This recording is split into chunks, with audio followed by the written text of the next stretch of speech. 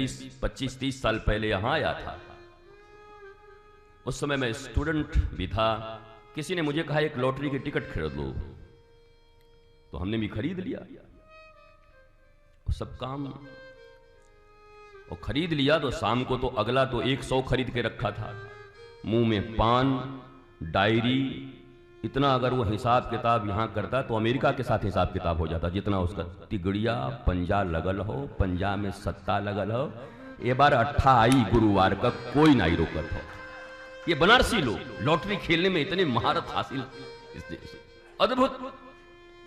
तो हमारा तो हम बोले हमारा क्या हुआ, झंडू। अच्छा आप तुम्हारा बड़ा हमारे बड़े का पूछा था हुआ, जिंदगी झंड हो टब्बो घमंड हो। उसका बेचारा का 100-200 टिकट बर्बाद हो गया था उसका। ये बनारस की भाषा से मैं लोगों को परिचित करा रहा हूं। और किसी भी राष्ट्र में, राष्ट्र के किसी भी प्रदेश में हमारी जो लोक भाषा है, मातृभाषा किसको कहते हैं, हमारी मैया जो बोले, ये भी एक बात है।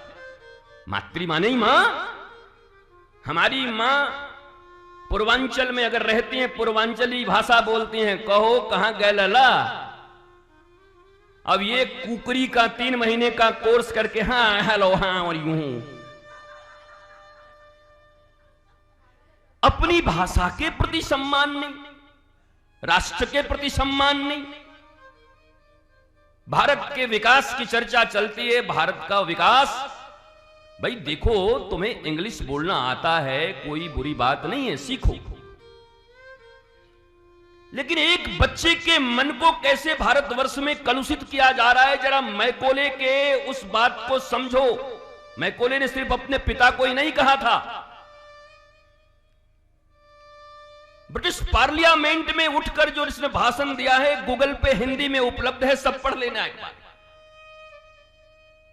सबको पढ़ना चाहिए। उसने कहा सांस्कृतिक रूप से, भाषिक रूप से भारत कभी आजाद नहीं होगा। मैं 10 से 15 वर्ष तक पूर्व से पश्चिम, उत्तर से दक्षिण भारत में घूमा हूं।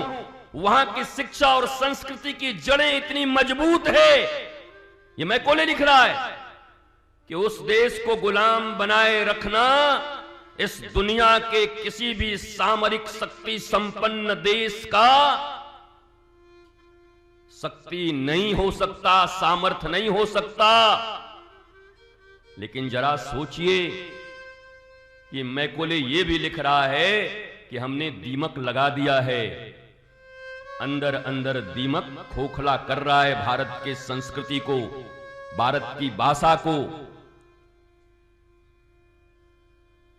कुकरी का कोर्स करके 3 महीने की बहू आकर के जो हमारी मां एक साथ 40-40 लोगों का भोजन बना दे और बिना देखे भी हिंग डाल दे, तो ना ऊंचा हो सकता है ना नीचा हो सकता है। इतनी निष्णात, इतनी प्रवीण, साधारण रोग बुखार, ये तो मां के किचन में, दादी के किचन में, अभी नहीं, दादी के घरेलू नुस्खे, वो सब उपस्थित थे। और ये सिर्फ हाय हेलो, और लोग इनको बड़े प्रतिष्ठा की दृष्टि से देख रहे हैं, क्योंकि बालकों के मन में क्या लिखा, A for Apple, B for boy, C for G से जेंटलमैन।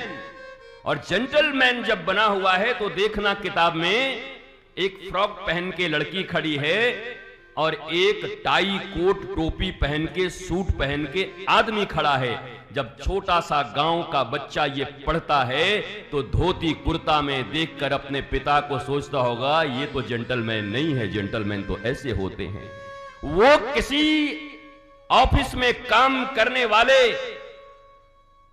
एक नंबर का कोई करप्ट आदमी जो कोट पहनकर आता है, वो तुमको जेंटलमैन लगता है, और अपने हाथ अपने खून पसीने से परिश्रम करके तुम्हारे पिता धोती कुर्ता पहनकर खेतों के सीने को चीर कर तुम्हें अनाज खिलाते हैं, वो तुमको जेंटलमैन नहीं लगते। ये भारत की शिक्षा व्यवस्था है। इस पर कभी हमला हुआ। इसलिए मैकोले ने लिखा है, चिंता मत करो, मैंने काम कर दिया है, जड़ में मट्ठा डाल दिया है और धीरे धीरे वृक्ष सूखेगा ही, और सूख रहा है और सूख गया है। भारत के भविष्य का और भारत के भाग्य का और भारत की एक, क्या कहूं मैं, शायद ऋषियों की प्रार्थना है कि विगत 8, 10, 12, 15 वर्षों से कुछ एक आशा की किरण दिखाई पड़ रही है कि सनातन संस्कृति और हिंदू संस्कृति का उद्भव हो सकता है। मैं जोश के लिए आपको कह सकता हूं, पर वास्तव में विषय बड़ा चिंतनीय है, क्योंकि न इस पीठ पर बैठा हुआ व्यक्ति कुछ करेगा तो होगा, न तुम्हारे करने से होगा, न आयोजक करने से होगा। श्रोताओं, एक एक व्यक्ति ही भारत है। तुम एक किसान बटे 135 करोड़, मैं एक व्यास कथाकार की भी महिमा। अब कथावाचक बोलने से ये लोग कैसा समझते हैं बताओ?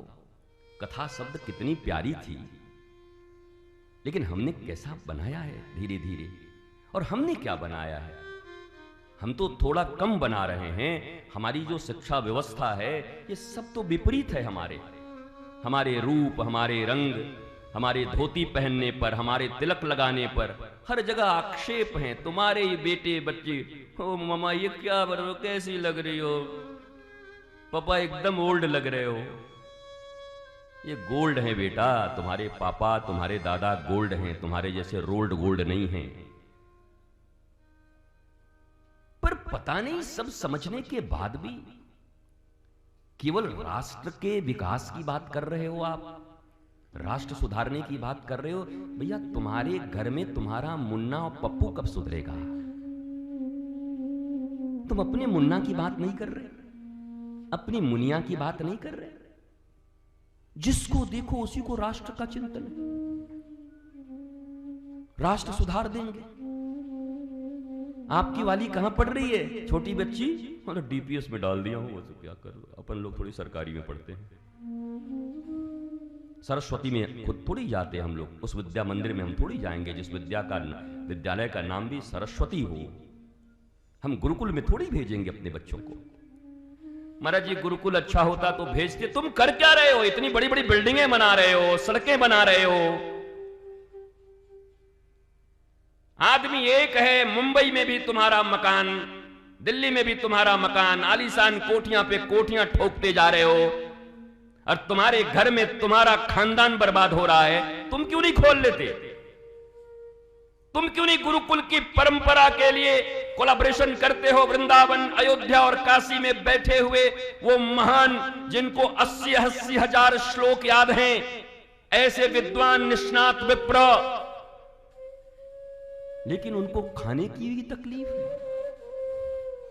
और तुम डीपीएस और डीएवी में पढ़ाते हुए कोठियों पे कोठियां ठोकते हुए अपने भारतवर्ष के मंगल की कामना कर रहे हो और सोच रहे हो हमारा देश एक दिन हमारे लिए बहुत सुंदर स्वर्ग के जैसा होगा, गोलोक के जैसा होगा। हमारी तो बड़ी इच्छा रहती है कि हम अपने बच्चों को गुरुकुल में पढ़ा दें, लेकिन अब महाराज जी गुरुकुल है कहां? तुम क्या कर रहे हो? है कहां? सब सरकार करे, तुम क्या कर रहे हो? क्यों नहीं प्रत्येक गांव में, पंचायत में, शहरों में, नगरों में जातियों के भवन तो बड़े बड़े बन गए। इस जाति का ये भवन, इस जाति का ये भवन, इस जाति का ये भवन, इस जाति का ये भवन, इस जाति का ये भवन। 700 वर्ष पहले भक्ति का मध्यकालीन युग, जिस युग के बारे में एक ही नारा सबसे प्रमुख था, जाति पाति पूछे नहीं कोई, हरि के भजे सो हरि के होई।